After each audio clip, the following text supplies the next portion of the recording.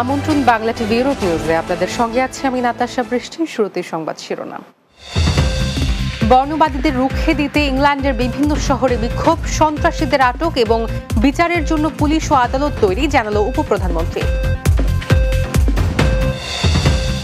শামীমা বেগমের আপিল চূড়ান্তভাবে নাকচ করে দিয়েছে ব্রিটিশ আদালত, আর ফিরতে পারবেন না যুক্তরাজ্যে।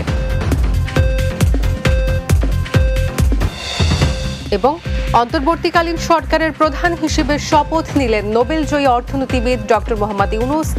জনপ্রত্যাশা পূরণে সবাইকে কাজ করার আহ্বান।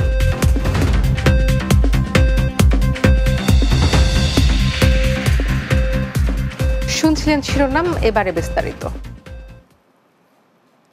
বুধবার পুরো ইংল্যান্ড জুড়ে বিক্ষোভ প্রদর্শন করেছে বর্ণবাদ বিরোধীরা। গত কয়েকদিন ধরে বর্ণবাদীদের ধ্বংসাত্মক আচরণ রুখে দিতে একযোগে বিভিন্ন শহরে বিক্ষোভ প্রদর্শন করা হলো। Deputy prime minister Angela Raina বলেছেন, বর্ণবাদী সন্ত্রাসীদের আটক এবং বিচারের জন্য পুলিশ ও আদালত তৈরি আছে। ইতিমধ্যে মার্সিসাইডের সাধারণ মানুষের ওপর আক্রমণের দায়ে 3 বর্ণবাদী গ্রুপের সদস্যকে কারাদণ্ড দিয়েছেন আদালত। এদের একজনকে 3 বছর, অন্য দুজনকে 30 মাস ও 20 মাস কারাদণ্ড দেওয়া হয়েছে। এদিকে বিক্ষোভ সমাবেশ ঘিরে আতঙ্ক বিরাজ করছে, ফলে অধিকাংশ দোকানপাট নির্দিষ্ট সময়ের আগেই বন্ধ করে দেওয়া হয়। অফিস আদালতের অবস্থাও ছিল অনেকটা তাই। 2015 সালে সিরিয়ায় আইএসের সাথে যোগ দিতে যাওয়া পূর্ব লন্ডনের তরুণী শামীমা বেগমের আপিল চূড়ান্তভাবে নাকচ করে দিয়েছেন আদালত। আদালত বলছেন, শামীমা কখনো ব্রিটেনে ফিরে আসতে পারবে না। এছাড়া এ রায়ের বিরুদ্ধে শামীমা আর কোনো আপিলও করতে পারবে না। তবে শামীমার আইনজীবী বলছেন, এবার তারা মামলাটি ইউরোপিয়ান কোর্টে নিয়ে যাবেন। 24 বছর বয়সী শামীমা বেগম আশা করেছিলেন এবার ব্রিটেনে ফিরে আসার অনুমতি পাবেন, কিন্তু সুপ্রিম কোর্টের বিচারক তার সে আশা পূরণ হবে না বলে জানিয়ে দিলেন। শামীমা বেগম বাঙালি অধ্যুষিত বেথনাল গ্রিন এলাকা থেকে 2015 সালে আরও 2 বন্ধুর সাথে সিরিয়ায় যান। সেখানে এক যোদ্ধাকে বিয়ে করেন, সেখানে 3টি সন্তানও জন্ম দেন। যদিও 3 সন্তানের কেউ বেঁচে নেই। নিষিদ্ধ এই সংগঠনের সাথে যোগ দিতে যাওয়ার অপরাধে তার ব্রিটিশ নাগরিকত্ব বাতিল করা হয় 2019 সালে। শামীমা বর্তমানে সিরিয়ার একটি আর্মি ক্যাম্পে অবস্থান করছেন।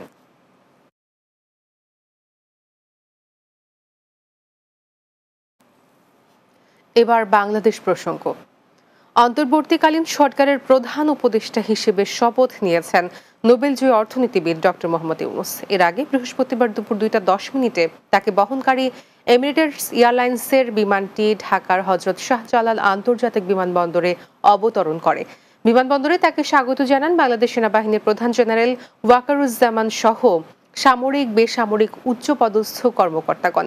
এ সময় সরকারের বিভিন্ন পর্যায়ের কর্মকর্তা এবং কোটা বিরোধী আন্দোলনের সমন্বয়করাও উপস্থিত ছিলেন। এরপর সেখানে সাংবাদিকদের সাথে মতবিনিময়কালে ডক্টর মোহাম্মদ ইউনূস সহিংসতা বন্ধের আহ্বান জানান। বলেন, আমার প্রতি যদি আস্থা রাখেন তাহলে কারো উপর হামলা করা যাবে না। বাংলাদেশ একটা খুব সুন্দর দেশের সম্ভাবনাময় দেশ, কাজে এই সম্ভাবনাগুলোকে আমরা নষ্ট করে দিয়েছি। এখন আবার সেই বীজতলা আবার তৈরি করতে হবে, আবার আমাদেরকে জেগে উঠতে হবে। তারাই এই বীজতলা তৈরি করবে, তাদের হাত দিয়েই হবে এবং তাদের দিকে আমরা তাকাবো এবং আমরা তাদের নির্দেশ মতে আমরা অগ্রসর হব। আমরা তড়িৎ গতিতে একটা সুন্দর বাংলাদেশ গড়ার পথে এগিয়ে যেতে পারি, সেটাই আমার কামনা। আপনাদের সবার কাছে আবেদন, আমাদেরকে সেই সুযোগ দেন। শান্তিতে নোবেলজয়ী অর্থনীতিবিদ প্রফেসর ডক্টর মোহাম্মদ ইউনূস, যাকে প্রধান উপদেষ্টা করে বাংলাদেশের অন্তর্বর্তীকালীন সরকার গঠন হতে যাচ্ছে। ইউনূস গ্রামীণ ব্যাংকের প্রতিষ্ঠাতা। তিনি ক্ষুদ্র ঋণ নামক অর্থনৈতিক ব্যবস্থার জনক হিসেবে সমাদৃত। তিনি দরিদ্রদের সহায়তা করার পাশাপাশি তাদের মধ্যে সবচেয়ে বেশি বঞ্চিত অংশ নারীদের জন্য সহায়তার হাত বাড়িয়ে দেন। মোহাম্মদ ইউনূস এবং তার প্রতিষ্ঠিত গ্রামীণ ব্যাংক যৌথভাবে 2006 সালে নোবেল শান্তি পুরস্কার লাভ করেন। প্রথম বাংলাদেশী হিসেবে এই পুরস্কার লাভ করেন তিনি। বিস্তারিত অর্ণব নাসিরের প্রতিবেদনে। ডক্টর মোহাম্মদ ইউনূস, যিনি উন্নত বিশ্বে ঝড় তুলেছেন, তিনি ক্ষুদ্র ঋণের মাধ্যমে দেশের অনগ্রসর কোটি মানুষকে দারিদ্র্য থেকে বেরিয়ে আসতে সাহায্য করেছেন। সম্পদহীন দরিদ্রদের ঋণ প্রদানের ব্যবস্থা করেন তিনি।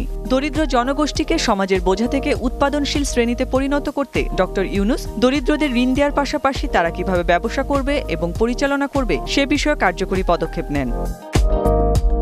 মোহাম্মদ ইউনুস ১৯৪০ সালে ২৮ জুন ব্রিটিশ ভারতের বাংলা প্রেসিডেন্সি চট্টগ্রামের হাটহাজারীর কাপ্তাই সড়কের বাথুয়া গ্রামে জন্মগ্রহণ করেন। ৯ ভাই বোনের মধ্যে তৃতীয় ইউনুসের শৈশব কাটে গ্রামে। বিদ্যালয় জীবনে তিনি একজন সক্রিয় বয় স্কাউট ছিলেন এবং ১৯৫২ সালে পশ্চিম পাকিস্তান ও ভারত এবং ১৯৫৫ সালে কানাডায় জাম্বরিতে অংশগ্রহণ করেন। ১৯৭৪ সালে বাংলাদেশের সংগঠিত দুর্ভিক্ষের সময় মোহাম্মদ ইউনুস দারিদ্র্যের বিরুদ্ধে তার সংগ্রাম শুরু করেন। স্বল্প ঋণ দিয়ে দরিদ্র মানুষের জীবনমান উন্নয়নের লক্ষ্যেই তার এ পদক্ষেপ শুরু হয়। একই সঙ্গে তিনি গবেষণার লক্ষ্যে গ্রামীণ অর্থনৈতিক প্রকল্প চালু করেন। এরপর মোহাম্মদ ইউনুস ১৯৭৬ সালে গ্রামীণ ব্যাংক প্রতিষ্ঠা করেন গরিব বাংলাদেশিদের মধ্যে ঋণ দেওয়ার জন্য। প্রথম বাংলাদেশী হিসেবে ইউনুস এবং তার প্রতিষ্ঠিত গ্রামীণ ব্যাংক যৌথভাবে ২০০৬ সালে শান্তিতে নোবেল পুরস্কার লাভ করেন। ১৯৭৮ সাল থেকে ২০২১ সাল পর্যন্ত ড ইউনুস জাতীয় ও আন্তর্জাতিক সহ প্রায় ১৪৫টি পুরস্কার অর্জন করেছেন। বাংলাদেশ ছাড়িয়েও বিশ্বেও সুনাম কুড়িয়েছেন প্রফেসর ড Mohammad Yunus. Arnab Nasir, Bangla TV, Dhaka. Mohammadpur town hall market সহ বন্ধ রয়েছে রাজধানীর বেশিরভাগ মার্কেট, তবে খুলেছে নিউ মার্কেট সহ নিত্য প্রয়োজনীয় কিছু দোকান, কিন্তু খোলা দোকানগুলোতেও নেই ক্রেতার উপস্থিতি। ফলে অনেকটা অলস সময় পার করছেন ঝুঁকি নিয়েই খোলা দোকানিরা। এদিকে ব্যবসায়ীদের কর্মস্থলমুখী করতে কার্যক্রম চালাচ্ছে বাংলাদেশ সেনাবাহিনী। সর্দার রাজীবের প্রতিবেদন। বেলা ১১টা, নিউ মার্কেটের ব্যবসায়ীদের অভয় দিচ্ছেন সেনাবাহিনীর সদস্যরা। বলছেন নিশ্চিন্তে ব্যবসা পরিচালনা করতে। দোকান খুলুন এবং স্বাভাবিক পরিস্থিতিতে বেচাকেনা শুরু করুন। সকাল 10টায় সেনাবাহিনীর তত্ত্বাবধানে মার্কেট খোলার পর ধীরে ধীরে খুলতে শুরু করে পোশাক সহ নিত্য প্রয়োজনীয় জিনিসপত্রের দোকানগুলো। তবে বন্ধ ছিল জুয়েলারির মতো অতি মূল্যবান পণ্যের দোকান। স্বাভাবিক দিকে আসে, ইনশাল্লাহ ব্যবসা বাণিজ্য আবার আগের রূপে ফিরে আসবে। সবাই আতঙ্কে আছে, কেউ খুলে কেউ খুলে না। পরিস্থিতি খুব খারাপ, বেচাকেনি নাই, আমরা এই আসা যায়, আমাদের খুব সমস্যা। এদিকে চন্দিমা মার্কেট সহ কিছু দোকান খুললেও ছিল অনেকটাই ক্রেতা শূন্য। ক্রেতা বিক্রেতারা বলছেন স্বস্তি ফিরতে শুরু করলেও এখনো কাটেনি শঙ্কা। অনেকদিন পরে ফুললাম, এখনো কোনো কাস্টমার পাইলাম না, কেউ আসে অনেক যে বয়ে বয়ে। যেরকম ভয়ঙ্কর সিচুয়েশন ভাবছি আর যত লম্বা সময় ভাবছি, আলহামদুলিল্লাহ সেটা থেকে অনেক অল্প সময়ে বেশ ভালো স্টেবল অবস্থায় আমরা চলে আসছি। আশা করি আস্তে আস্তে আরো সবকিছু ঠিক, মানুষের যে আতঙ্কটা কেটে গেলে সবকিছু ঠিক হয়ে যাবে। অন্যদিকে চাঁদনী সুপার কমপ্লেক্স সহ কিছু মার্কেট খুললেও বেশিরভাগ দোকানই ছিল বন্ধ। আর মাল্টিপ্ল্যান সহ এলিফ্যান্ট রোডের কম্পিউটার মার্কেটগুলো বন্ধ রাখা হয় নিরাপত্তার কারণে। এখনো আনসিকিউর ফিল করতেছি, যে কোনো সময় যে কোনো একটা দুর্ঘটনা যদি ঘটে যায় তা আমরা তো কাউকে দায়ী করার মতো কাউকে পাবো না। আমাদের মার্কেট খুলে দিয়েছি। সেনা মহোদয়গণ আমাদের আশ্বস্ত করেছেন যে ওনারা এখানে ক্যাম্প করছেন এবং ওনারা টহলগত থাকবেন। অস্থিরতার রাজধানীতে ফিরতে শুরু করেছে স্বস্তির নিঃশ্বাস। শিগগিরই পরিস্থিতি স্বাভাবিক হওয়ার প্রত্যাশা সংশ্লিষ্টদের। সর্দার রাজীব, বাংলা টিভি, ঢাকা। সড়কের শৃঙ্খলা ফেরাতে তৃতীয় দিনের মতো আজও রাজধানীর বিভিন্ন মোড়ে ট্রাফিক পুলিশের ভূমিকা পালন করছেন সাধারণ শিক্ষার্থীরা। এছাড়া বিভিন্ন গুরুত্বপূর্ণ স্থাপনা ও রাস্তায় পড়ে থাকা ময়লা আবর্জনাও পরিষ্কার করছেন তারা। নতুন একটি দেশের রূপ দিতেই এ সকল কাজ করছেন বলে জানান সকলে। বিস্তারিত প্রান্ত পারভেজের প্রতিবেদনে ছবি তুলেছেন তরিকুল ইসলাম খোকন। গত কয়েকদিন ধরে সড়কে নেই কোনো ট্রাফিক পুলিশ। এই অবস্থায় টানা 3 দিন ধরে রাজধানীর বিভিন্ন সড়কে ট্রাফিক পুলিশের ভূমিকায় রয়েছেন শিক্ষার্থী ও অন্যান্য স্বেচ্ছাসেবী সংগঠনের প্রতিনিধিরা। বৃহস্পতিবার সকাল থেকেই নগরীর ধানমন্ডি, মানিক মিয়া এভিনিউ ও সংসদ ভবন সহ বিভিন্ন মোড়ে সড়কের শৃঙ্খলা ফেরাতে নিজ দায়িত্বে কাজ করছেন তারা। ঢাকা শহর এখন যানজট খুব কম দেখা যাচ্ছে। আর এতদিন আমরা যানজট দেখেছি মূলত হচ্ছে আমাদের শৃঙ্খলা ছিল না। স্টুডেন্টরা মিলে 80% শৃঙ্খলায় ফেরাতে পেরেছি, এখনও 20% বাকি আছে। সব জায়গায় এখনও সবভাবে ভালো মতো ঠিক হয়নি। এখন আমরা চেষ্টা করছি, ইনশাল্লাহ আমরা 20%ও কমপ্লিট করে ফেলব। এছাড়াও সড়ক ও গুরুত্বপূর্ণ স্থাপনাগুলোর সামনে পড়ে থাকা ময়লা আবর্জনা পরিষ্কার করছেন। আবার বিভিন্ন জায়গায় ময়লার ডাস্টবিন বসাচ্ছেন তারা। আমরা নিজেদের টাকায় যতটুকু সম্ভব ততটুকু দিয়ে আমরা ডাস্টবিন লাগাচ্ছি, কেউ ঝাড়ু কিনে রাস্তা ঝাড়ু দিচ্ছি এবং সবকিছু পরিষ্কার পরিচ্ছন্ন রাখার চেষ্টা করতেছি। দেশটা তো আমাদের, এই কারণে আমাদের নিজেদের উচিত আমাদের নিজের দেশকে পরিষ্কার পরিচ্ছন্ন রাখা এবং এই দেশের নিয়ম কানুন মেনে চলা। দেশটা আর করাপশন মুক্ত হবে, দেশটা আর দুর্নীতিমুক্ত হবে, সেটা আরো সুন্দরভাবে আমরা গড়ে তুলতে পারবো। গণতন্ত্রের মাধ্যমে আমরা যে সরকারটাকে চাই, সেই সরকার যাতে আমাদের সাথে কাজ করে, আমাদের সাধারণ শিক্ষার্থী ও স্বেচ্ছাসেবী সংগঠনের এমন ভূমিকায় সাধুবাদ জানিয়েছেন সাধারণ মানুষ। ট্রাফিক পুলিশের দায়িত্ব যেটা পালন করতেছে এটা অত্যন্ত আনন্দিত বিষয় এবং খুবই খুশির বিষয়। মসজিদ, মন্দির, মাদ্রাসাগুলো ছাত্ররা যেভাবে মন্দিরকে রক্ষা করছে, রাস্তাঘাট পরীক্ষা, মানে এটা তো অকল্পনীয়। তরুণদের এই জাগরণই আগামীতে নতুন একটি দেশ গড়তে সহায়ক ভূমিকা পালন করবে এমনটাই মনে করছেন সর্বস্তরের মানুষ। প্রান্ত Parvez, Bangla TV, Dhaka. Bangla TV Europe নিউজে নিচ্ছে বিরতি, ফিরে এসে অন্যান্য সংবাদের সঙ্গে আলোচনা থাকছে।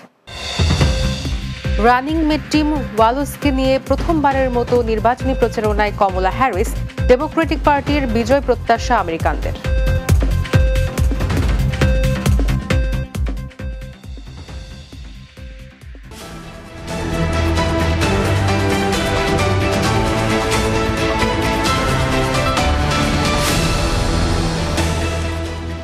বাংলা টিভি ইউরোপ নিউজে স্বাগত আরও একবার।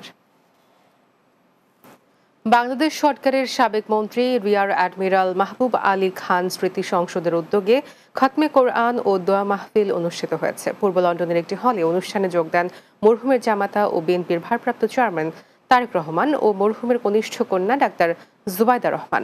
স্মৃতি সংসদের সভাপতি সোহেল আহমেদ সাদিকের সভাপতিত্বে এ আয়োজন করা হয়। সাধারণ সম্পাদক আবেদ রাজা ও যুগ্ম সম্পাদক এমাদুর রহমান এমাদের পরিচালনায় স্বাগত বক্তব্য রাখেন স্মৃতি সংসদের সিনিয়র সহ সভাপতি কামাল উদ্দিন। এর আগে মরহুমের কর্মজীবনের উপর সংক্ষিপ্ত আলোচনায় অংশ নেন যুক্তরাজ্য বিএনপির সভাপতি এম এ মালিক, কেন্দ্রীয় বিএনপির আন্তর্জাতিক বিষয়ক সম্পাদক ব্যারিস্টার এম এ সালাম, টাওয়ার হেলমেট কাউন্সিলের সাবেক ডেপুটি মেয়র ওহিদ আহমেদ ও ব্যারিস্টার নজির আহমদ সহ আরও অনেকে।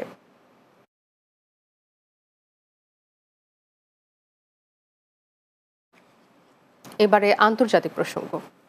যুক্তরাষ্ট্রের আসন্ন প্রেসিডেন্ট নির্বাচনে ডেমোক্রেটিক দলীয় প্রার্থী কমলা হ্যারিস এবং তার রানিং মেট টিম ওয়ালসকে নিয়ে প্রথমবারের মতো একসঙ্গে ফিলাডেলফিয়ায় প্রচারণা চালিয়েছেন। এর মধ্য দিয়ে মিনেসোটার গভর্নর ওয়ালসকে জাতীয় মঞ্চে পরিচয় করিয়ে দেওয়ার লক্ষ্যে প্রচারণা সফর শুরু করেছেন হ্যারিস। ফিলাডেলফিয়ার টেম্পল ইউনিভার্সিটিতে তাদের সমাবেশে 10,000-এরও বেশি মানুষ জড়ো হয়। তিনি সেনাবাহিনীর ন্যাশনাল গার্ডে 24 বছর দায়িত্ব পালন করেন এবং একটি স্কুলে তিনি শিক্ষক হিসেবে নিযুক্ত ছিলেন।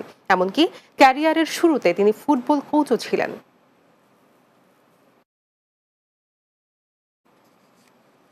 পশ্চিম তীরে ড্রোনের সমর্থন নিয়ে ইসরায়েলি বাহিনীর চালানো হামলায় অন্তত 12 ফিলিস্তিনি নিহত হয়েছেন বলে জানিয়েছে ফিলিস্তিনের স্বাস্থ্য মন্ত্রণালয়।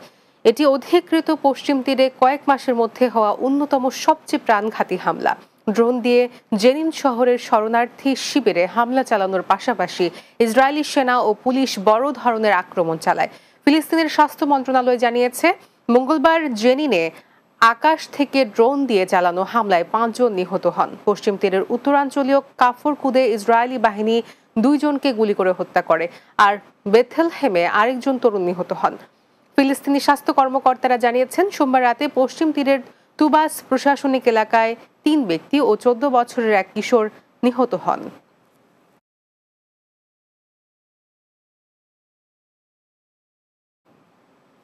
শেষ করব বাংলা টিভি ইউরোপ নিউজ। যাওয়ার আগে শিরোনামগুলো জানিয়ে দিচ্ছি আরও একবার। বর্ণবাদীদের রুখে দিতে ইংল্যান্ডের বিভিন্ন শহরে বিক্ষোভ, সন্ত্রাসীদের আটক এবং বিচারের জন্য পুলিশ ও আদালত তৈরি, জানালো উপপ্রধানমন্ত্রী। শামীমা বেগমের আপিল চূড়ান্তভাবে নাকচ করে দিয়েছে ব্রিটিশ আদালত, আর ফিরতে পারবেন না যুক্তরাজ্যে।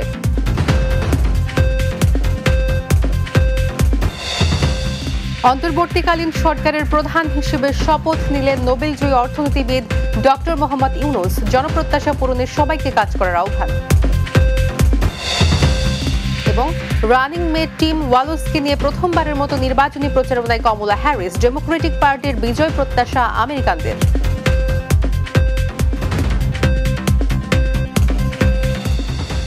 এই ছিল বাংলা টিভি ইউরোপ নিউজে। এতক্ষণ সঙ্গে থাকার জন্য ধন্যবাদ সবাইকে।